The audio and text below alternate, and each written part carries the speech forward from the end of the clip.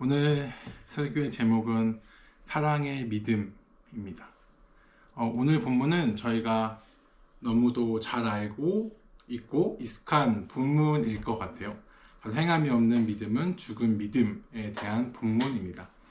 본문에 들어가기 전에 잠깐 보고 싶은 것이 있는데요. 그것은 행함이 없는 믿음이라는 말이 로마서에 보면 이제 믿음으로 의롭게 된다는 말과 충돌이 일어나는 것처럼 보입니다. 이 자체만 보면 보입니다. 왜냐하면 신자가 의롭게 되는 것은 칭이 믿음으로만 되는 것인데, 여기서는 믿음이 또 하나의 부차적인 행함이 필요한 것처럼 말하고 있는 것처럼 보이기 때문입니다. 그래서 로마서의 부분과 야고보서의 부분이 서로 충돌하는 것처럼 보이고 생각될 수 있습니다. 그러나 이 둘은 서로 충돌하지 않습니다. 왜냐하면 이 둘이 말하는 믿음이 다르기 때문입니다. 그러니까 맥락 자체에서 이 성경 기자가 말하고 싶은 그 맥락이 다르기 때문입니다. 여기서 야고보 사도가 말하는 믿음과 행함은요, 믿음을 가지고 있는 그리스도인이 소외받는 사람, 그 야고보서 1장 27절을 보면요, 뭐 고와 가부에 대한 긍휼히 여기고 이런 말이 나오는데, 그 긍휼히 여기지 않는 믿음을 보고 행함이 없는 믿음, 죽은 믿음이라고 말하고 있기 때문입니다. 그러니까 교회의 지체를 불쌍히 여기고 도와주지 않는 그 행위를 보고 행함이 없는 믿음이라고 말한 것이기 때문입니다. 그래서 이 둘은 서로 충돌하지 않습니다. 설교를 진행하면서 조금 더 자세히 말씀을 드리도록 하겠습니다. 그러면 오늘 본문에 들어가기 전에 앞서 또 교수님께서 번역하신 원문의 번역을 제가 읽어드리고 오늘 본문을 들어가도록 하겠습니다. 14절 먼저 읽어드리면요, 나의 형제 자매 여러분, 만일 어떤 사람이 믿음이 있다고 말하는데 그 행함이 없으면 그런 믿음이 어떻게 그를 구원하겠습니까? 형제나 자매가 당장 먹을 것이 없고 굶주리고 있다는 것을 아는데도 여러분들 중에 누구든지 그들에게 평안히 가서 좀 따뜻하게 하고 무엇을 좀 먹는 게 좋겠소 라고 말하면서 정작 그들의 몸에 필요한 것을 주지 않는다면 그것이 무슨 유익이 있습니까? 이처럼 만일 믿음에 그 행함이 없다면 그 자체가 죽은 것입니다. 그래서 어떤 사람은 이렇게 말합니다. 당신은 믿음이 있고 나에게는 행함이 있으니 당신의 행함이 없는 믿음을 내게 보여주시오. 나는 당신에게 나의 행함으로 믿음을 보여주겠소. 당신은 하나님이 한 분이신 줄을 믿습니다. 참 잘하는 것입니다. 사실은 귀신들도 그렇게 믿고 부들부들 떱니다. 네, 그럼 오늘 본문을 들어가도록 하겠습니다. 오늘 본문 14절 제가 읽어드리도록 하겠습니다. 내 형제들아, 만일 사람이 믿음이 있노라 하고 행함이 없으면 무슨 유익이 있으리요? 그 믿음이 능히 자기를 구원하겠느냐? 여기서 잘 보면 조금 이상한 것이 있습니다.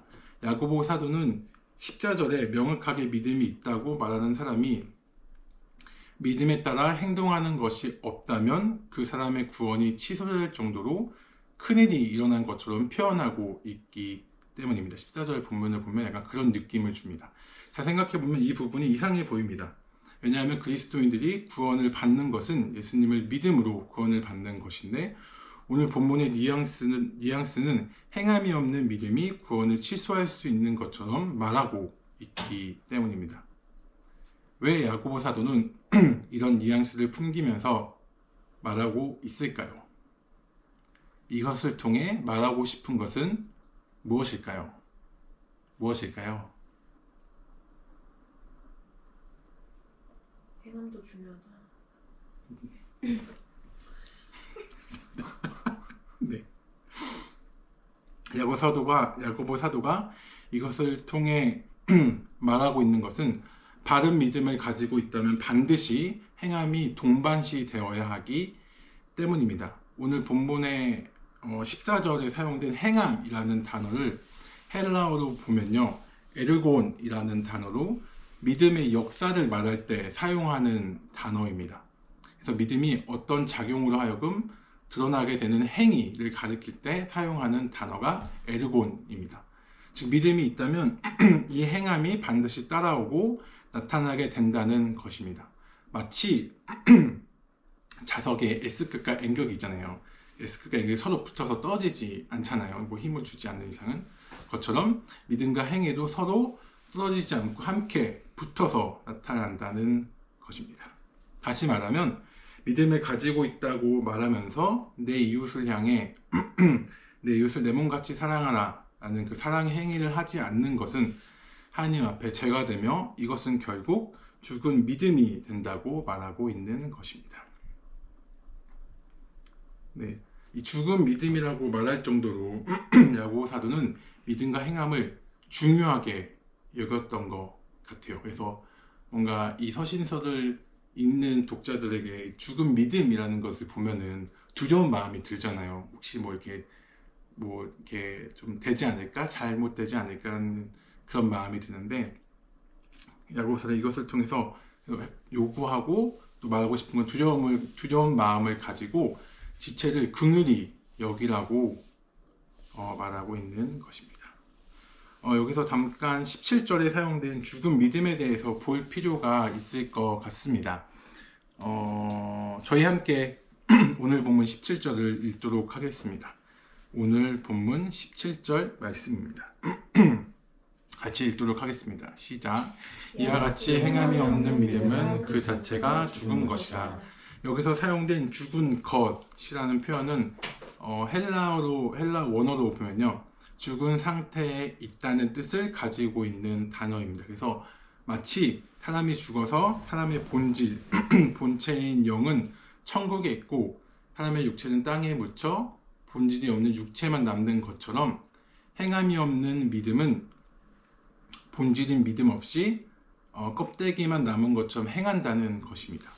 즉 이게 행함이 없는 믿음은 시체와 같다고 야고보 사도는 말하고 있는 것입니다. 사랑하는 하늘 깊은 교회 여러분, 믿음으로 행하고 계십니까? 내 이웃을 내 몸같이 사랑하라고 하신 말씀을 붙들고 행하고 계십니까? 이 내 이웃을 내 몸같이 사랑하라, 이 십계명의 요약이잖아요. 이 말씀은 여러분과 관계가 좋은 가까운 사람들을 사랑하라는 말씀이 아니라 소외받은 사람들과 특별히 관계가 좋지 않은 사람들을 사랑하라는 말씀인 것 같습니다. 우리 교회가 소외받고 관계가 좋지 않는 사람을 사랑하기 위해 믿음을 행하는 교회가 되기를 소망합니다. 네, 다음으로 오늘 18절을 같이 한번 읽었으면 좋겠어요. 오늘 본문 18절입니다. 오늘 본문 18절을 같이 한번 읽도록 하겠습니다. 네, 시작. 어떤 사람은 말하기를 너는 믿음이 있고 나는 행함이 있으니 행함이 없는 내 믿음을 내게 보이라. 나는 행함으로 내 믿음을 내게 보이리라 하리라. 이 18절 말씀은 되게 좀 흥미로운 구절입니다. 뒤로 가면서 천천히 볼 텐데, 오늘 보면 18절은 부록처럼 야고보 사도가 내용을 넣은 것처럼 보입니다. 왜냐하면 바로 윗절 17절에 행함이 없는 믿음은 죽은 믿음이라고 말했던 내용과 18절에 당신에게는 믿음이 있고 나에게는 행함이 있느니라 라고 한 표현이 야고보의 주장과 맞지 않기 때문입니다. 왜냐하면 야고보 사도는 분명히 행함이 없는 믿음은 죽은 믿음이라고 17절에 분명하게 말하고 있기 때문입니다. 그러니까 그 윗절에서 진행되는 그 내용과 18절의 내용은 서로 충돌되고 있는 것처럼 보여요. 그래서 부록처럼 넣은 것처럼 보입니다. 본문에 대해서 18절 본문에 대해서 잠깐 보면요, 본문에는 두 명의 인물이 등장하고 있는 것처럼 보여요. 한 인물은 야고보 사도의 의견에 반대하는 사람, 어떤 사람이라고 표현하고 있는데 그 사람, 또 한 명이 야고보 사도 자신입니다. 야고보 의견에 반대하는 자는 야고보에게 찾아와 나는 행함이 없이 믿음을 보이겠다고 말하고, 야고보는 행함으로 믿음을 보이겠다고 말합니다. 이 본문에서 주목할 것이 있는데요. 야고보 사도는 왜 부록처럼 이 이야기를 넣었을까요? 잘 생각해보면요, 오히려 18절이 없어도 문맥이 이어지는 것에 전혀 문제가 없습니다. 18절을 빼놓고 저희가 14절부터 19절까지 읽었는데 그걸 쭉 읽어도 전혀 이상한 부분이 없어요.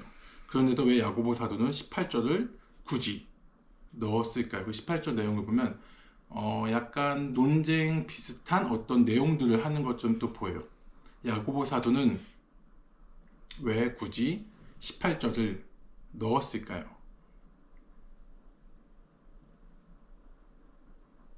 네, 야고보 사도가 18절의 이야기를 넣은 이유는 믿음과 행함은 필수적인 것이기 때문입니다.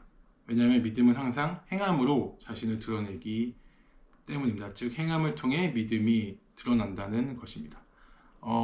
적당한 비유가 될지는 모르겠지만 마치 음식의 재료들을 보면요, 이 음식이 어떤 음식인지 뭐 대충 어느 정도 가늠은 하지만 정확하게 이 음식이 어떤 건지 모르잖아요. 완성되면 이 음식이 뭐 떡볶이면 뭐 미역국이면 뭐 어떤 음식이면 그 음식을 아는 것처럼 행함을 통해 믿음을 알 수 있다는 것입니다. 즉 행함은 믿음과 상관없이 스스로 행하는 것이 아니라 언제나 믿음 자체가 작동하여 나타난다는 것입니다. 네. 이제 하나만 더 나누고 저희 마치도록 하겠습니다. 그럼 저희 오늘 보면 19절을 마지막으로 읽고 제가 나누고 마치도록 하겠습니다. 오늘 보면 19절을 저희 한번 함께 읽었으면 좋겠습니다. 한번 읽도록 하겠습니다. 시작. 내가 하나님은 한 분이신 줄 믿느냐? 자란도다 귀신들도 믿고 떠드느니라. 오늘 보면 19절은 계속해서 18절에서 반대하는 자의 주장으로 내용이 진행되고 있습니다. 반대하는 자, 곧 어떤 이는 하나님 한 분이라는 믿음을 붙들고 그것을 자랑하고 그것을 고백하고 있습니다. 그러나 이에 대해 야고보 사도는 정말 가히 충격적으로 대답하고 있는데 그것은 귀신도 하나님이 한 분이신 줄을 알고 라고 대답하고 있다는 것입니다. 여기서 귀신도 하나님이 한 분이신 줄 이라는 표현은요, 마가복음 1장 24절에 사용된 표현과 같은 표현을 사용하고 있습니다. 제가 마가복음 1장 24절을 읽어드리도록 하겠습니다. 나사렛 예수여, 우리가 당신과 무슨 상관이 있나이까? 우리를 멸하러 왔나이까? 나는 당신이 누구인 줄 아노니 당신의 거룩한 자니이다. 이 말씀을 보면 예수님께서 공생애를 시작하면서 가버나움에서 귀신 들린 사람에게 귀신을 쫓아내실 때 귀신 예수님을 보고 당신이 누군지 알고 있다고 말하는 것과 같은 표현이라는 것입니다. 이 둘의 표현의 공통점이 있는데요. 그것은 이 둘 다 하나님에 대해서 알고는 있지만 이 아는 고백이 구원까지 이르는 고백이 아니라는 것입니다.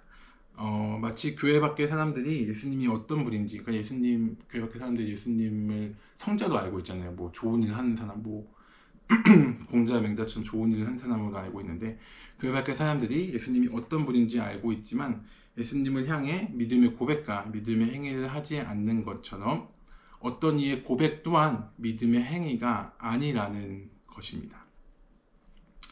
그래서 이것을 좀 잘 보여주는 표현이 있는데요. 오늘 본문에 보면요, 잘하는 도다라는 표현이 있는데요.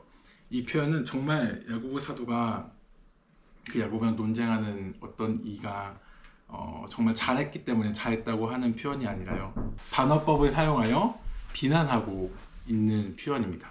그렇다면 야고보 사도는 어떤 일을 향해 왜 이렇게 반응했을까요?